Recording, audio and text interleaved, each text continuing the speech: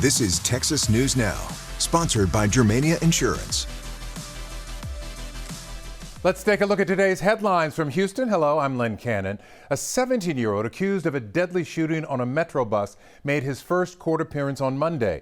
Prosecutors say Braden Smith shot and killed an innocent passenger last week, and the shooting was caught on surveillance video. Jalissa Garza has the latest from court and what comes next.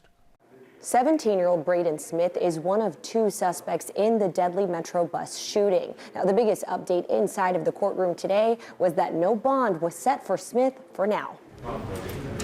This is video of Smith walking inside the courtroom Monday morning. Prosecutors say he is charged with murder in connection with a shooting on a Metro bus last week. Ms. Smith, I'm going to hear probable cause on your case. In court, prosecutors walked the judge through bus surveillance video. They say shows Smith getting on the bus, walking towards Scott, and opening fire.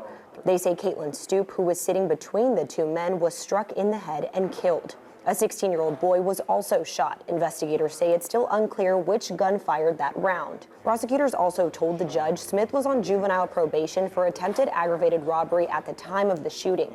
His defense attorney countered that video, which also shows the second suspect holding a gun, and said forensic testing is still needed, along with reviewing video from other angles. My understanding is that there are several angles. I've been shown one angle of it, and even in the video that I saw, you clearly see Mr. Scott holding a gun and pointing a gun.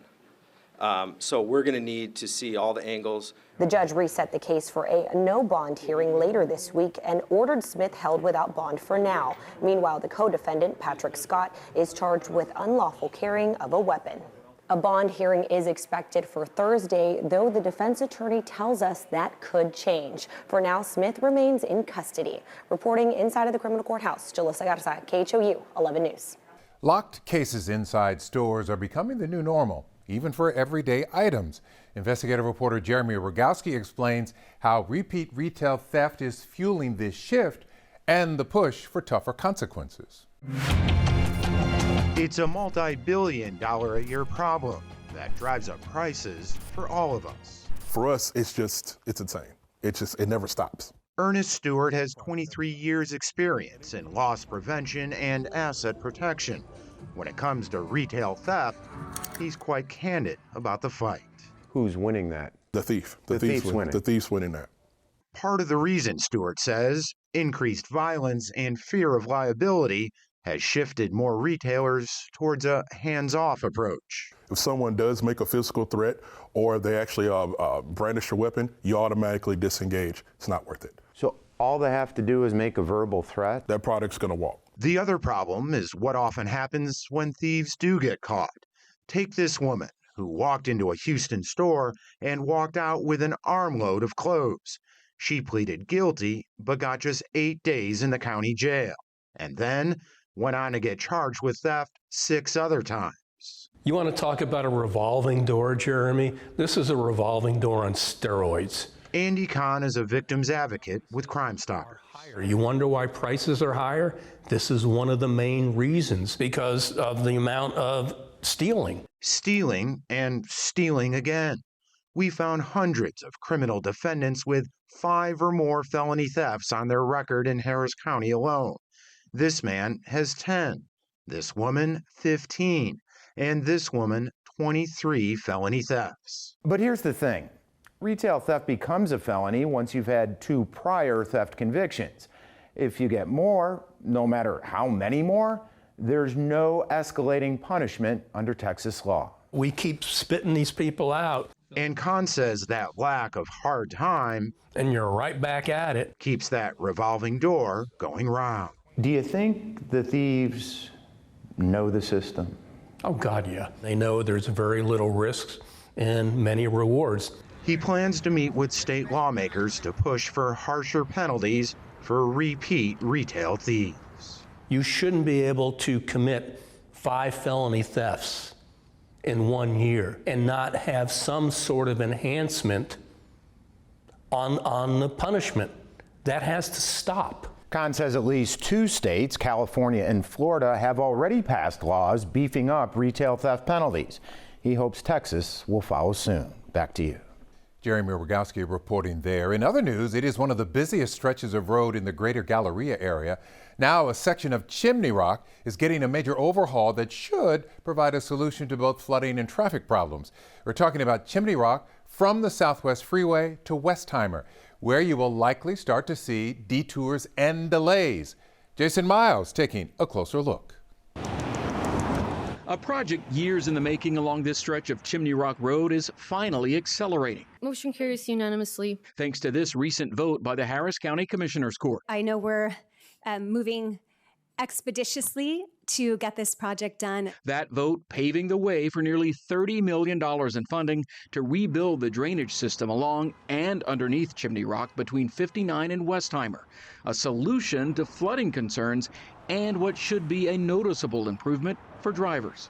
The surface of Chimney Rock will be completely redone from right-of-way line to right-of-way line.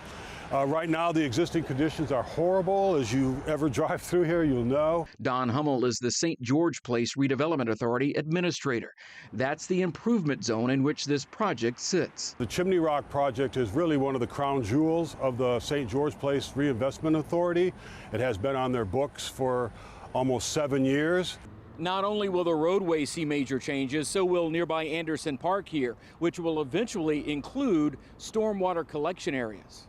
These are renderings of some of the other park enhancements also planned as part of the overhaul. There will be some short-term pain when they reconstruct it. Area resident Edward Taravella also sits on the Civic Association board and believes it's the kind of project where drivers and others should focus on the long run. So people are just going to have to live with it for a year or two, but I think after a year or two, they're going to find that it's a much improved roadway. Any impact on businesses along Chimney Rock remains to be seen, but officials say public engagement meetings will take place in advance of actual construction, which is likely still about a year away. Reporting near the Galleria, Jason Miles, KHOU 11 News. Have a little time to prepare. That's a wrap of your Houston headlines. I'm Len Cannon. I'm Chris Lawrence with your top stories from North Texas. Families had a real scare in Frisco ISD. The district secured all its schools Monday after receiving threatening emails. And some students told Brittany Moncrief incidents like this are far too common. How can you describe normal when the unusual keeps occurring? It becomes annoying, frustrating, but more importantly scary. Because when Travis, Manav, and Joaquin got ready for school Monday morning, we were told we can't show up at all. They're not letting people in or out. Frisco ISD says a number of campuses received threatening emails. And we're supposed to be safe. We're supposed to be come to school just to learn and not for threats of our lives. While parents and students tell us they don't know what those threats were, Frisco police say the threats are not credible. It still scares a lot of us in the community. The district placed schools on secure status for hours as a precaution. This means no one is allowed inside after the order. And school after school, parents picked up their children early. I think the problem is that these threats happen way too often nowadays. Just last week, the FBI was looking into several threats across North Texas schools. A few years ago, people would be happy our school's getting closed because it's a snow day. Today, our school's getting closed because there's a shooter. Leading some to question, what is normal? We're not always like, oh wow, this is happening. It's like okay, here it is again. It's routine. It's routine nowadays, and this is not something that should never be routine. Yeah, shouldn't happen. It's embarrassing. In Frisco, I'm Brittany Moncrief. A woman is receiving a mix of criticism and praise after she revealed where ICE agents are staying in Dallas. Brittany Costello spoke to her after the video went viral. Hey guys, it is a video, and I just wanted to give a warning to y'all that is racking up the views. 2.6 million plays with thousands of shares, warning North Texans about ICE agents allegedly staying at the Dallas Hilton Inn Atoll. I posted the video mainly because I was worried about the people in my community. This woman, who would only identify as Gia, was working as a valet last week, the same day as the deadly shooting in Minneapolis. But I just felt like people's lives were at risk. She posted about their stay. Quite frankly, I don't really care if I lose my job. And in a since deleted video, she says even recorded the agents' unmarked cars. While she says support has been overwhelming, there's also been backlash from people saying she put the agents at risk. A lot of people are just wanting me in jail and just wanting me dead, honestly, and I'm scared. Do you feel like you put them in danger? Honestly, I don't believe that I did. SMU political science professor Matthew Wilson. This is a real flashpoint now between people on the left and the right in America, is their attitudes towards ICE. Attitudes that can and sometimes do lead to violence. Like the two shootings last year, one at the Dallas ICE detention center where 2 ICE detainees were killed, and an ambush at an ICE detention center in Alvarado. A police officer was shot in the neck. Opponents of our action would say, whatever you intended, the reality is that in this climate where there's so much angry rhetoric directed against ICE, telling people where they are staying is an invitation for someone who may be a little unhinged to take some sort of dramatic or violent action. Gia stands by her video. My intentions when posting the video was never to harm anybody. She was fired from her job. Hilton directed us to its third-party parking company. Town Park sent us a statement saying Town Park is aware of the situation at the Hilton Anatole. The associate violated our business conduct policy and is no longer employed by our company. But Gia says she's been receiving job offers on social media. My community is showing up for me just like I wanted to show up for them. In Dallas, I'm Brittany Costello. The Dallas PD just updated city officials on its recruiting push and impact on public safety. Scoop Jefferson has new insight from the police chief on where his department goes from here. The police chief and his staff not only shared with the Council Public Safety Committee where the city is when it comes to reducing violent crime, but also the number of officers the department has in the fight against crime. And it's going to continue to go down because everyone's important in Dallas. During Monday's Dallas Public Safety Committee meeting, the city's top cop and his team used PowerPoints to update city council members on public safety. The violence crime reduction plan focused on most. Chief Daniel Como shared, compared to 2024, violent crimes in Dallas like murder, robbery, and aggravated assault all down in 2025. Como says that includes random gunfire throughout 2025, like the city saw on New Year's Eve, down by more than 10% the previous year. The chief believes Dallas PD's success in recruiting new officers will also help reduce violent crime, sharing because of fewer incidents, they've also seen victim numbers drop year to year. In addition to the violent crime plan, we're going after all those individuals with felony warrants. We are the most proactive police department in the United States, and we're being very proactive in going after bad people. Our recruiting is going extremely well. People want to be a Dallas police officer. We're known across the United States, for our police department is known across the United States. And when people think of Texas, when it comes to law enforcement, they think of Dallas Police Department. Right now, Dallas PD has 3,286 sworn officers. They have already recruited 50 men and women to participate in the next recruit class. The overall goal, 4,000. The next recruit class for the Dallas Police Department actually starts on Wednesday, with the chief telling those men and women, be ready. In Dallas, I'm Scoop Jefferson. A grandmother in North Texas got scammed out of $15,000, then went through a grueling months-long fight to get her money back. But as Luke Clary reports in a WFAA follow-up, there's finally been a breakthrough. Last week, Billy Young got a call she thought she might never receive after 16 months of waiting. They said, "We have some good news for you." It was Wells Fargo, reversing its decision to deny a fraud claim filed after she says a check she wrote for nearly $15,000 to pay off a car loan was altered and cashed by someone else. The bank previously told the 83-year-old she had missed a 30-day deadline to report the fraud. How am I going to report something that I don't know? I didn't know it. Within a week, one day of my conversation with you all, it changed dramatically. It just, words cannot express. It came just days after WFAA first brought you this story. Wells Fargo responding in a statement, "We have resolved this matter with our customer." What do we have here?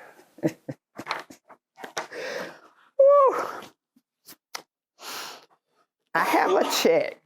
In a longer statement, Wells Fargo said it remains concerned about check fraud and urged customers to review their accounts closely and make sure checks are cashed by the intended person.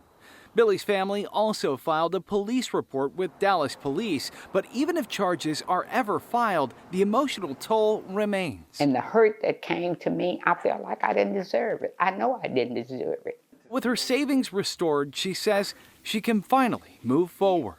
For your station, for what you done, whether it was in person, in the office, in the field, it doesn't make any difference. I would say thank you from everything that I have. In Dallas. Thank you. I'm Luke Clary. Well, we're sorry Miss Young had to go through that, but so glad she got her money back. And those are your headlines from North Texas.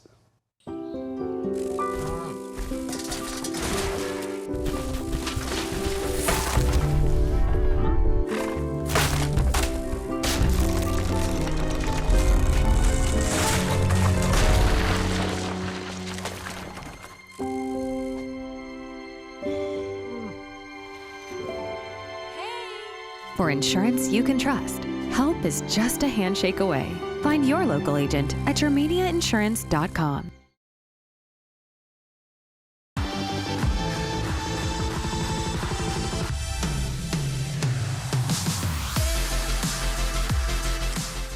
Happy Tuesday, everybody. I'm meteorologist Pat Calvin here with a look at your forecast across the state for the afternoon. Things not too bad. I think the showers from this morning will clear out for places like Brownsville, out towards Cotulla, and through the U.S.-Mexico border. Temperatures here in the 60s, a little farther to the north from central Texas to east Texas. I think it's more cloudy weather, a couple showers, maybe even a rumble of thunder, at least for the first part of the day. By the evening hours, though, things will start to clear out from west to east. Temperatures again in the 50s and 60s. Farther north, more clouds the farther south you go of I-20. Otherwise, though, from the Metroplex north to the Red River Valley, we'll see a lot of sunshine. Temperatures in the 60s to about 70. High Plains, Panhandle looks beautiful. A lot of sunshine today. Upper 60s and low 70s. And last but not least, we'll see a couple clouds and showers out towards San Angelo. But I think the rest of the area from Midland out towards El Paso will feature more sunshine with seasonable temperatures again in the 50s and 60s. Next few days across the state, not looking too bad. I think we'll see more sunshine towards the end of the week.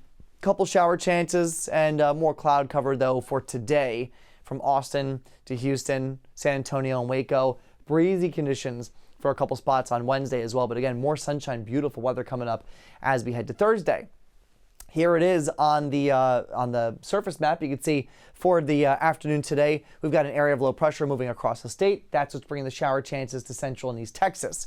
Getting into the day on Wednesday, though, we've got a cold front that'll come in. It's a backdoor cold front from the north and east, and that will usher in some colder temperatures as we get into your Thursday. This is only front one of two, though, so this comes in Wednesday afternoon. Goes through pretty dry, though. We're beautiful on Thursday, and then a second reinforcing shot of colder air comes in for Friday. And again, not really expecting much in the way of rainfall with this. Most of that will stay to the east, but again, 2 fronts in 1 week means a roller coaster ride in temperatures. Good news, though, no severe weather expected across the state for today. Things will be quiet. Here it is on Feature Track. Again, that feature kind of spins across the area, bringing showers from San Angelo to Waco and Houston. Getting into your Wednesday, though, things are quiet. There's the cold front. Notice, though, no rain, just a couple high clouds with it. And then for Thursday, we really clear things out. Not a cloud in the sky across the entire state for the day on Thursday. Rain totals over the next 7 days, very, very sparse, just because, again, the air is so dry, less than a half an inch for any area you see in green there. Looking ahead to the middle of the month, it looks like we'll be on the battleground of some warmer and cooler weather, although I do think the state will start to trend a little bit warmer with colder air across the East Coast. And then that pattern will pretty much hold true getting into the end of the month as well, with colder weather across the Great Lakes in the Northeast and warmer temperatures from the Southwest into the Southeast. That's a look at your forecast here on Texas News Now. Stay with us. More headlines coming up in just a bit.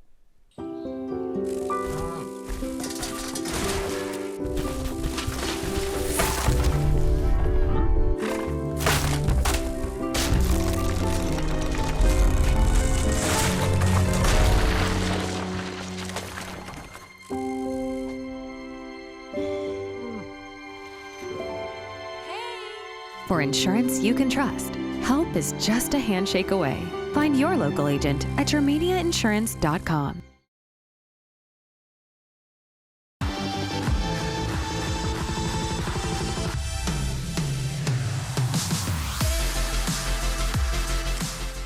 In Austin, I'm Mark Mullins. We're examining how a conservative Texas appeals court 500 miles from Austin decided a police officer's fate and why experts say where the case was heard played a role in the outcome. The case against former Austin police officer Christopher Taylor came down to a question of whether he legally shot a man suffering mental illness. A Travis County jury convicted Taylor for deadly conduct. But 13 days ago, an Amarillo appeals court reversed their verdict. Their decision now sets the stage for the officer to possibly return to work with APD. Here's senior reporter Tony Plahetsky. I'm going to assess your sentence at 2 years confinement. Immediately after a judge in 2024 sentenced Austin police officer Christopher Taylor in the death of Morris Da Silva, a man with a knife suffering a mental health episode, Taylor filed an appeal. His case was set to go here, to the all-Democrat Texas Third Court of Appeals in Austin.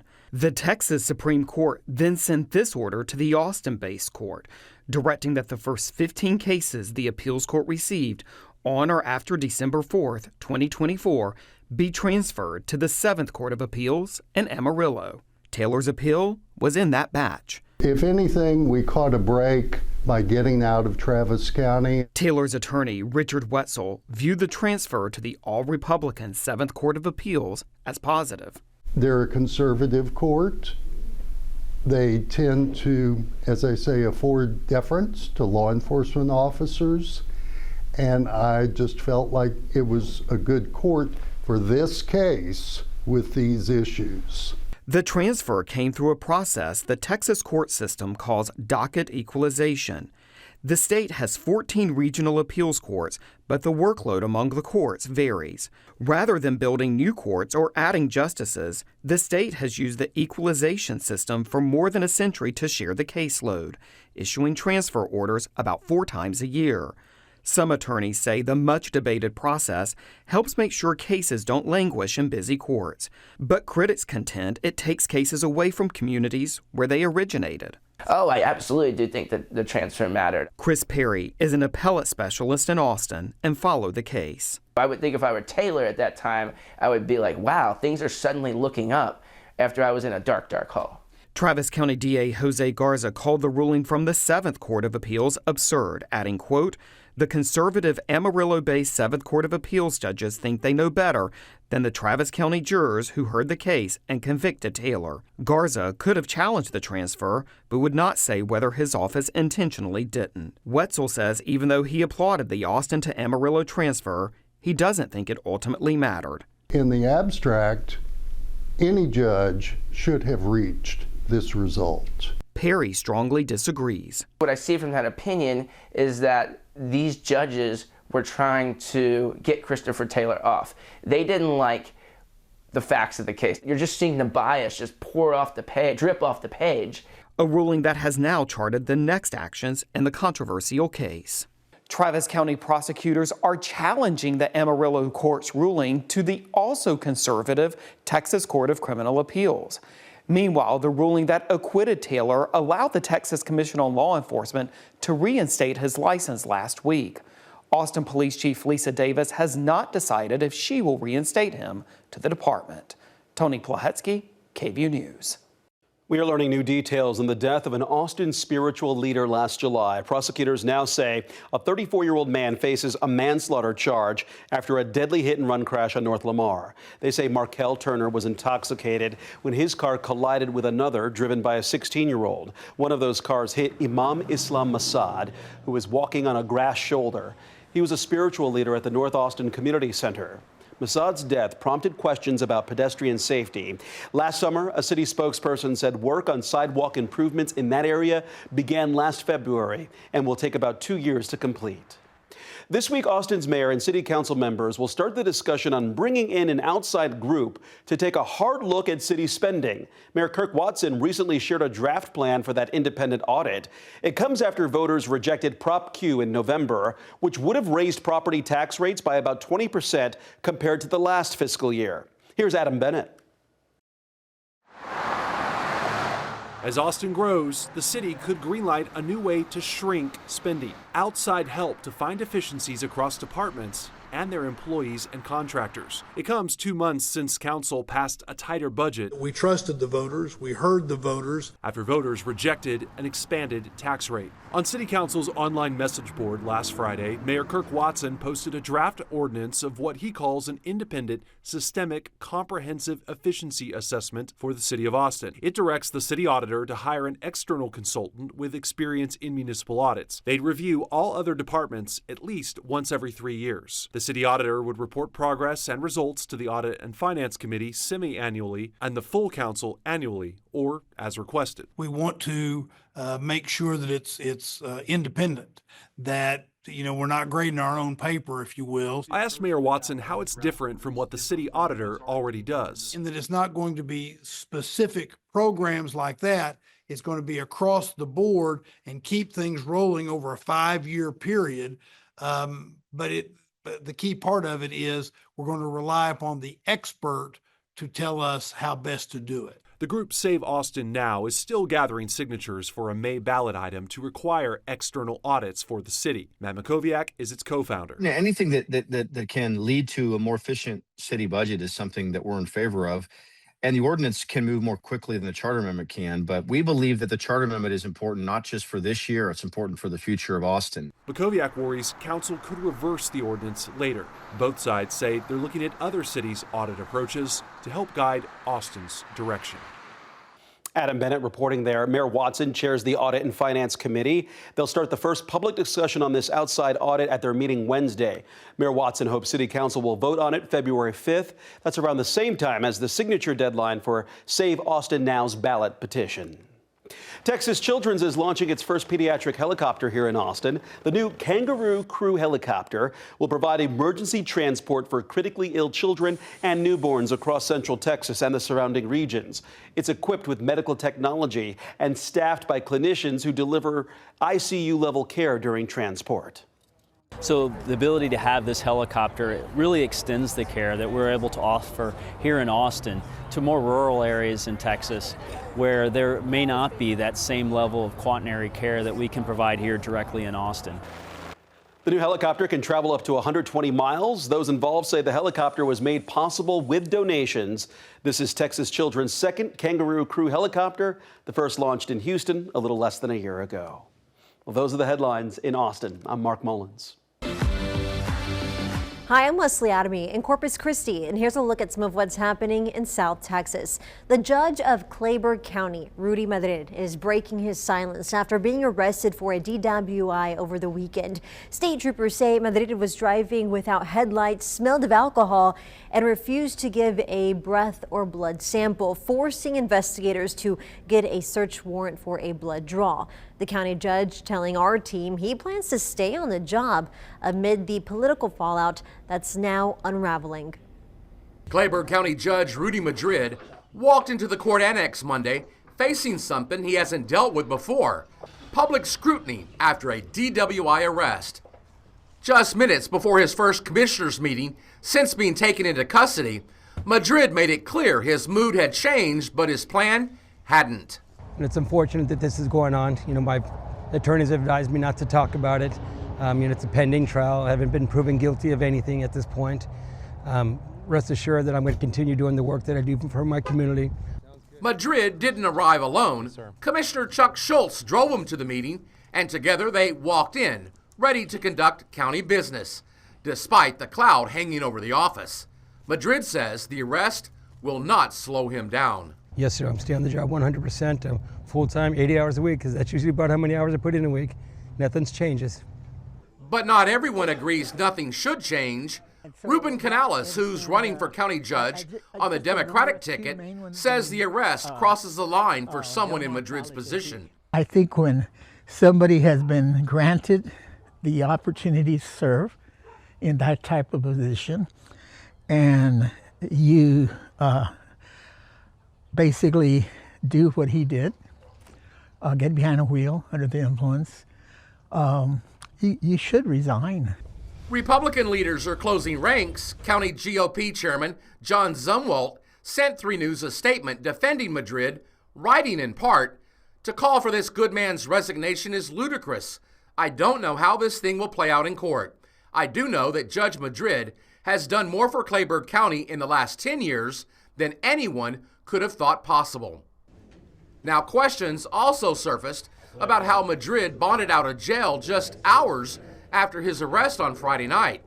Sheriff Richard Kirkpatrick says there was no special treatment. I don't know at what hour that the JP was contacted, but there were probably three or four other individuals that were magistrated at the same time as Mr. Madrid was. And so, again, nothing out of the ordinary that we wouldn't do for anybody else. That was our Michael Gibson reporting. And the legal fight continues over affordable housing in Corpus Christi. We are now learning the owners of an apartment complex which had previously reached an agreement with the Housing Authority to provide affordable housing are in the process of filing a temporary restraining order. The request would stop the Housing Authority from voiding over 50 agreements aimed at preserving affordable units, a move that could affect housing options for low-income tenants. The matter is now heading to court. In Corpus Christi, city crews beginning to restripe decorative crosswalks after a directive from the governor. The move follows an order to remove artfully colored intersections, with the state saying they do not meet federal safety and design standards. Multiple crosswalks will be restored now in Corpus Christi's 6 Points Bay area and along the scenic Shoreline Drive. And that's a quick look at some of what's happening here in South Texas. Hi, I'm Robert De La Garza, and here's what's making headlines across East Texas. As colder temperatures settle back in East Texas, the Salvation Army wants residents to know help is available, and no one has to face the cold weather alone. Captain Robert Corsten, commanding officer for the Salvation Army, says that support is available for those who need a warm place, basic necessities, or help getting through the winter. A lot of people, especially for their first time shelter, think that this is some kind of rough and tumble place, but we have grown to be a family here. We try to look out for each other here. Our clients will try to love on each other here. And yes, we have to bear some of each other's burdens. It's not easy living in community, but you find out that when we're all in the same boat, we can all help each other paddle in the same direction. We want the shield out front to be that beacon of hope, so when they say, man, it's getting cold, I need a warm place to stay, there's the shield. Let's go in and get the help we need. Salvation Army also says it's prepared with emergency assistance to clothing, meals, and connections to shelter services to help those facing the cold weather. Fire officials are urging families to take extra precautions at home to stay warm. Fireplaces, space heaters, and candles can quickly turn dangerous if safety steps are ignored. Longview Fire Marshal Marcus Delaney says dry, dormant grass outside and heating sources inside can create a dangerous combination if people aren't careful. Very little rain recently, so we need to be cautious of that. Always be mindful of your fireplaces and chimneys. We recommend you have those inspected and cleaned annually. Never leave them unattended, so if you leave the home or something, make sure the fire is extinguished completely before you leave. And then space heaters. Space heaters are always a problem, or always can be a problem with people leaving them unattended or too close to other flammable materials. Adding that a few simple precautions like working smoke alarms, safe heater use, and a family escape plan can make all the difference as colder, drier weather continues across East Texas. Having the right tools and knowing how to use them can make a critical difference during an emergency.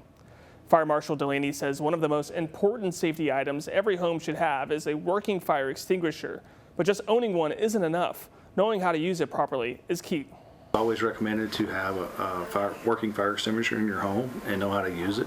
Recommend using the pneumonic pass, which is pull the pin, aim, squeeze, and sweep at the base of the fire. Typically, they're good for 1 year from purchase. After that, a local company can inspect it and service it and tag it for you each year. Fire extinguishers can be stored under cabinets, but authorities stress the importance of making sure they are properly maintained. $100,000. That's how much money one Longview business is donating to the agriculture students following the Gregg County Youth Expo. According to our paper partners at the Longview News Journal, Pelche Ford and Longview donated $500 to every student that participated in the show, regardless of whether they won, as a way to reward their hard work. as well as 35 $1,000 scholarships. In a statement, they said, quote, at Pelche Ford, we're proud to support the next generation of leaders who are willing to put in the work and take pride in doing things the right way, end quote. That's a wrap for your East Texas headlines. I'm Robert De La Garza.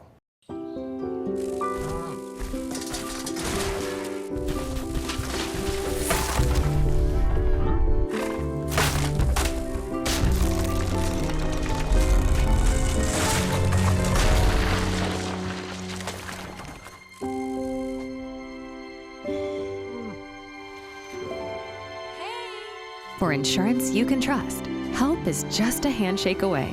Find your local agent at yourmediainsurance.com.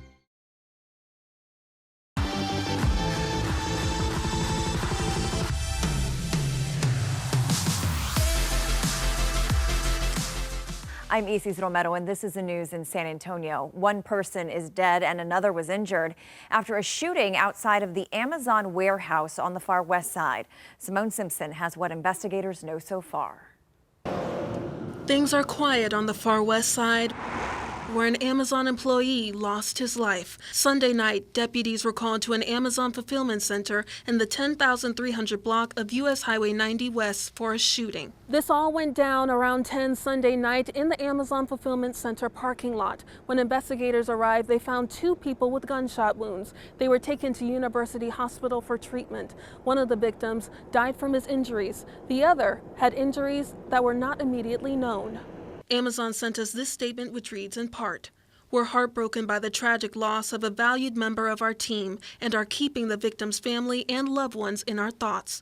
We're providing support to the family and counseling support to employees. We've added additional security to the site and are cooperating with law enforcement in their investigation." Authorities have not released descriptions of any possible suspects, and it's unclear if the shooter or shooters are still in the area.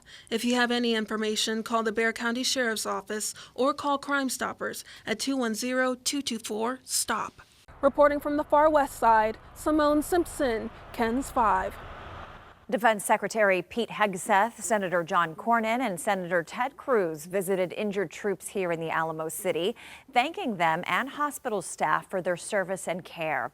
Some U.S. service members are still recovering at Brooke Army Medical Center more than a week after taking part in the January 3rd operation that captured Venezuelan President Nicolas Maduro. Officials say their recoveries are ongoing at BAMC. Kirk County commissioners are taking the first step towards permanent flood warnings along the Guadalupe River. The project follows the deadly flooding from July 4th of last year. An agreement would use funding provided through Senate Bill 3 to set up the systems along the river. Now, back in December, Kirk County officials said the system would have sirens, signs, rain gauges, and a website to track flood conditions. Backup systems would also be included. Downtown, the San Antonio Riverwalk looks a lot different. Parts of it have been drained as crews work to address repairs and fish stray trash out of the waterway. Sue Kalberg went to see what crews have been finding. What do you think? It's different. It is different, isn't it? It's lovely, isn't it? Yes. Very lovely. There's a bicycle down there. You saw a bicycle? Yep, somebody's 10 speed. From bikes to slimy scooters, sunglasses to golf balls, you can see it all. It's an eyeful and an earful. A ballet of brute force where big machines dance in a dirty channel. It's where blackened barbecues and abandoned blankets have gone to die. From Josephine Street near the Pearl, where they've removed lots of invasive non-native species like armored catfish. You can see that there's just a ton of them lining the channel. And apple snails. They can potentially carry a parasite. Rat lungworm. Rat lungworm parasite, correct. The goal is to protect native species, repair the channel, and remove tons of muck that muddies the water and wrecks the habitat. Did you guys know it was going to be no river? For tourists, it means no boat rides this week, but for everyone else, it's a chance to see how things work, like at the Lock and Dam on Brooklyn Street. In a couple of days, the city has scheduled a briefing for their preliminary findings, but you can get a front row seat anytime. The work is scheduled to go on for 1 week. Downtown, Sue Calvert, KENS 5. Catholic Charities of San Antonio has named a new president and CEO. The appointment was announced by Archbishop Gustavo Garcia Sierra and the Catholic Charities Board of Directors. Ada Saenz will now lead the largest Catholic social services agency in the city, overseeing programs including the Guadalupe Community Center, Seton Home, and St. PJ's Children Home. She currently serves as CEO of the Boys and Girls Club of San Antonio. The newly named CEO had this to say about her new role. We don't think about the politics, we think about the human being and the family and the children who have a lot of needs and a lot of difficult situations in front of them. And so that's when Catholic Charities steps up and helps them with everything that they're going through. Saenz went on to say she's honored to lead Catholic Charities and looks forward to strengthening its mission of faith, compassion, and support for those in need. And that's the news in San Antonio. I'm Bailey Bates. Here are your headlines from Central Texas. A Coppers Cove police officer was killed in the line of duty, and the entire Central Texas law enforcement community is in mourning. The Coppers Cove Police Department identified the fallen officer as Elijah Garrettson. 6 News reporter Juliana Jackson was at the memorial where the community is coming together to remember a man they say had the brightest smile and the biggest heart. Super good guy. Knowing that he was a father about to get married to. On January 10th, 27-year-old Elijah Garrettson was killed on the line of duty during an officer-involved shooting. DPS identified the suspect as 26-year-old Jamison Cavazos. After the shooting and a long negotiation with law enforcement, Cavazos committed suicide. With the mindset knowing it could happen, but for someone like him to really face that final mission, their life on the line, he was willing to do it. Ethan Squigley graduated from the police academy alongside Garrettson. Now he wears the badge for Harker Heights Police. It just shows what a figure he was. At Garrettson's patrol unit, he returned to honor his friend and classmate. We all go into it, knowing it might happen. People who knew Garrettson and people who didn't came by to pay their respects. Paulette Calhoun says she only met him once, but it was enough to leave a lasting impression. He was in a store, had the prettiest smile on his face, and had to shake his hand. Put their lives on the line for us each and every day, from the moment they get out of bed till the moment they're able to go home. And unfortunately, he was one of the people that could not make it home. Officer Garrettson leaves behind a 5-year-old daughter and a fiance who he was set to marry in April. Across Central Texas, the community is standing in solidarity with Coppers Cove and will never forget Officer Garrettson. Now God has another wonderful angel up there with him. And that was Juliana Jackson reporting. Governor Greg Abbott's spokesperson released a statement saying, quote, the governor and first lady mourn the tragic loss of Officer Elijah Garrettson and pray for his family and loved ones. Attacks on our men and women in uniform are unacceptable. Texas is a law and order state, and we will always stand with those who serve and protect our communities, end quote. We will keep you updated as we do learn more about that investigation. Meanwhile, Troy City Council is deciding whether to keep a law firm on board to help the police department improve how it operates. This comes after 3 police officers resigned from the department over the span of a week. 6 News anchor Adriana Alexander has a look at the department's plans moving forward. The law firm Hyde Kelly is looking to extend its partnership with the city to provide mentorship to officers and guidance to the current police chief. Months ago, the city spent about $25,000 to pay the law firm to investigate a complaint related to the police department. In a sit-down with Troy's city administrator and police chief last week, both declined to say what the initial complaint against the department involved. As for the officer who resigned last Monday, Police Chief Jeremy Gooch said he left after accepting an opportunity with another agency. Just days later on Thursday, 2 more officers submitted their resignations. City officials have not yet said why those officers left. Hindsight's always 20/20. You look back hard enough, you're going to find mistakes. But we're not interested in going backwards. We're interested in moving forwards. Any extension of the partnership would require the city to continue paying for the law firm's services. In Troy, Adriana Alexander, 6 News. A Troy community, just very small town just north of Temple. We'll keep you updated on that one as well. Those are your headlines from Central Texas. Here are your headlines from Southeast Texas. I'm Mark Armstrong. Well, we are learning more about an early morning crash on Monday That left a 43-year-old man from Louisiana dead. Now, according to DPS, this happened around 5 a.m. in Jasper County near Buna. Investigators say a Chevrolet pickup attempted to pass another truck in a no-passing zone. As the driver of the Chevrolet tried to move back into the lane to avoid an oncoming car, they hit that other truck, and it went into a ditch and hit several trees. The driver died at the scene. DPS says the other drivers and a passenger, they weren't hurt here. The investigation continues. In Newton, a 22-year-old woman was killed in a weekend shooting at a party. Police Chief Will Jackson says that it happened in a Newton neighborhood known as The Hill. He says it happened early Sunday, 30 minutes past midnight in the 500 block of Kerr Street after an argument in the street escalated. He says the woman was taken to Jasper Memorial Hospital where she died. She had just turned 22.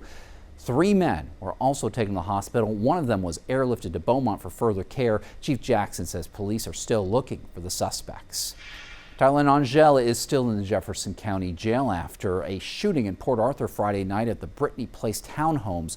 According to court records, she shot Dwayne Tyler in the neck. Now, she first told police that she was unloading her gun when it accidentally went off. She later changed her story to say that it went off while she was moving it. Angel is charged with aggravated assault with a deadly weapon, and her bond is set at $100,000. And also in Port Arthur, another man was found shot Saturday morning. Police telling us that officers were called to the 2800 block of Evergreen Drive where they found the man shot in the street. He was taken to St. Elizabeth Hospital. At last update, police said that they were questioning a person of interest who was also at the scene. And 26-year-old Bradley Hudson was arraigned Saturday morning after police say that he shot his ex-girlfriend, then kidnapped her and ended up in an hours-long standoff in Hardin County. He's still in the Jefferson County Jail on kidnapping and aggravated assault charges. He is being held on a $1.3 million bond. Police say that the two were found in a car on Old Sour Lake Road where Hudson eventually got out. The victim is expected to be okay. And now to an update on Friday night's train derailment in West Orange. Less than 24 hours after a Union Pacific train left the tracks, all the rail cars were removed from that site. And Union Pacific says that the train derailed a little after 11 Friday night. The West Orange Volunteer Fire Department told 12 News that 17 of the 39 cars either left the tracks completely or turned over. Western Avenue was blocked for hours after the accident. We're told about 5 cars were full of materials, 2 contained sulfuric acid, and another had some sort of flammable material in it. Luckily, none of them leaked and no one was hurt. And a woman is behind bars in Angelina County after police say that she was caught in a stolen church van Saturday morning. The pastor of the church, August Francis, says that Amber Mock broke through the fellowship hall Tuesday night and stole 2 projectors, a laptop, and some tools. The pastor says that she then pried open a lockbox containing the keys to the church van. He says they're working to recover the van, which he hopes will have the stolen items inside as well. The pastor says that while he doesn't know Mock, he does forgive her.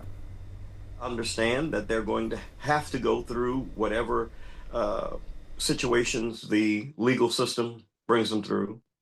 But when they are free to move around, they're very welcome to come and sit on the front row at Victory in Jesus. And the pastor says that Mock even took the sanctuary door off its hinges after she couldn't get it open. It's one of several doors that are going to have to be repaired, and he says unfortunately their insurance doesn't cover theft. Well, mark your calendars. There's a weekly country music singing contest coming to Orange County later this month. Singers are going to compete at the Ochoa skating rink for bragging rights. The weekly contest, they start Thursday, January 29th at 7 p.m. Song selections, they must be family friendly, with each contestant allowed up to 3 songs. Now, this is a singing only competition, so no instruments allowed here. Contest organizer Leonard Trahan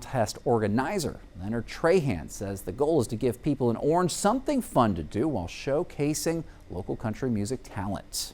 We're given the opportunity to have something to do here in Orange. You know, they closed down the Cinema, they closed down the bowling alley. I've always loved to give people opportunities to do something and to see how far they could go. And in this talent contest, that's what I want to see. The competition is free to enter, and winners will be decided by audience members and a panel of judges. And those were the headlines from Southeast Texas. Texas News Now is sponsored by Germania Insurance.